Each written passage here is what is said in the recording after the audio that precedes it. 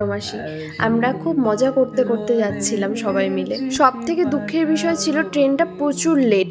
আলিপুরদুয়ার থেকে বঙ্গাইগাঁও আসতে 2.5 ঘন্টার মতন লাগে, সেখানে আমাদের 4.5 ঘন্টার মতন লেগে গেছিলো। নিউ বঙ্গাইগাঁওতে ট্রেনটা একটু দাঁড়িয়েছিল, আর এই দেখো মা মাসি ওরা বড় মেশোকে নিয়ে কত সুন্দর করে মজা করে ভিডিও বানাচ্ছিল। আসলে আমাদের ফ্যামিলিটা এমন, সবাই মজা করতে ভীষণ ভালোবাসে আর মন খুলে আনন্দ করে। ফাইনালি আমরা 4:30টার সময় পৌঁছে গেলাম বঙ্গাইগাঁওতে। তারপর খাওয়া দাওয়া করে রেস্ট করে আমি রেডি হয়ে গেছি, আর কি আমরা সবাই রেডি হয়ে গেছি বের হওয়ার জন্য। একটু আশেপাশে ঘুরবো। রেডি হওয়ার পর ঢং তো একটু করতেই হবে, এটা ম্যান্ডেটারি আমার জন্য। যেহেতু আমরা সন্ধেবেলা বেরিয়েছিলাম, একটু ঘুরে তারপর আমরা চলে গেছিলাম একটা ফাস্টফুডের দোকানে। ওখান থেকে নিয়েছিলাম চিকেন ললিপপ, চপ আর হচ্ছে চিকেন মোমো। আজকে ব্লগটা এখানেই শেষ করছি। আসামের আরও ব্লগ আসবে, দেখা হবে অন্য কোনো নতুন ব্লগে। টাটা।